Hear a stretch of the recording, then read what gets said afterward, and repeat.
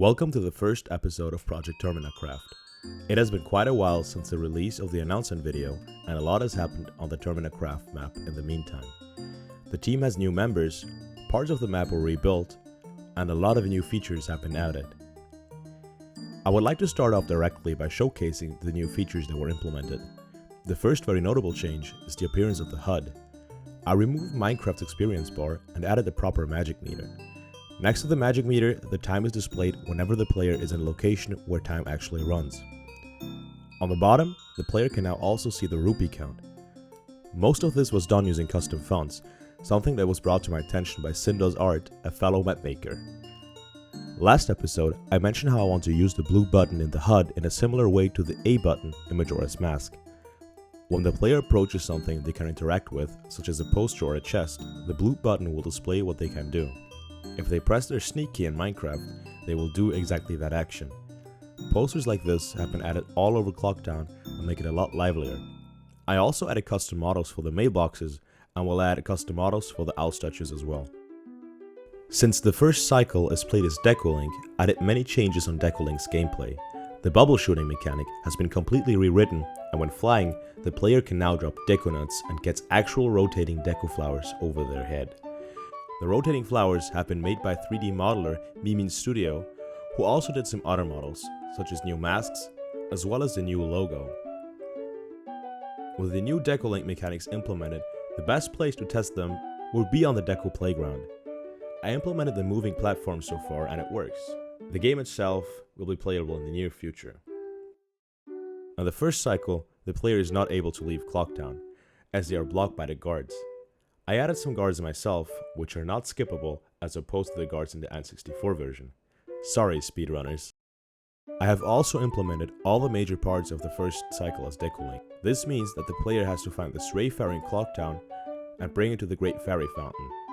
In return, they obtain magic and the ability to shoot bubbles, which allows them to shoot Jim's balloon and play the Bomber Kids minigame where they have to chase every single one of them. Once the player catches them all, they will be given the secret code to enter their hideout. Once in the hideout, the player reaches the Astral Observatory, where they can take a look through the telescope and obtain a moon steer. They can then trade the moon steer to access the block deco flower to reach the top of the clock tower and get the ocarina back from Skull Kid. Each of these showcase parts, however, is still in a state of proof of concept, and they need to be tied together for a fluent gaming experience. I'm also planning on adding all of the cutscenes to the map.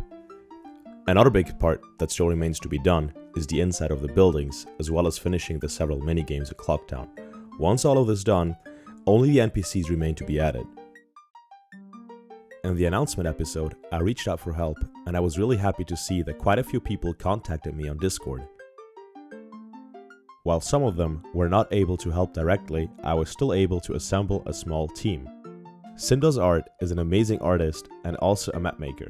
He's currently working on a Zelda-themed map himself and has offered to help me with Terminacraft, be it models or datapack related matters. Make sure to check out his project and his art as well. MimineStudio creates 3D models for Minecraft, some of which you were already shown before. FabianM was a great help back in the original days of Terminacraft, and has built so much that I would have to create a separate video to cover it all. They are back, however, and they're helping out with reworking the textures and buildings. Sillyhorseradish is also part of the texture reworking team, and they were able to turn this into this. Zurich3 is a Redstone and Command Block Pro who has joined to help out with the data pack. Once again, a big thanks to all of you. No matter the size of your contributions, it helps out so much. I was also contacted by Rivero, who offered me a lot of advice, since he himself has created the entire game of Ocarina of Time in Minecraft, something you should definitely play while waiting for Terminacraft. Many people have asked how the future of Terminacraft will look like and want to know when they can play it themselves. Here is a tentative release schedule. The first demo will contain the entire cycle as DecoLink, where you can play the entire game as DecoLink up to the point where the Happy Mask Salesman returns you to your human form. Once released, I will start development on Termina Field and some of the quests that can be done within Clocktown. I'll then do one region after another, and each finished region will get their own small release. Be careful with these guarantees, however, given that fan projects are always a complicated subject. In any case, make sure to hop on the Discord server where I post more frequent minor updates and where you can also contact me if you want to help. I also host server events there where anyone of the Discord server may hop on the Terminacraft development server and test out features and report bugs. Since the announcement video, the Discord server has really grown and I received tons of positive feedback, something I'm really grateful for. I thank everyone who's taken the time out of their day to send me these messages, it really helps a lot. And of course, I also thank you, the viewers, for watching. See you next time.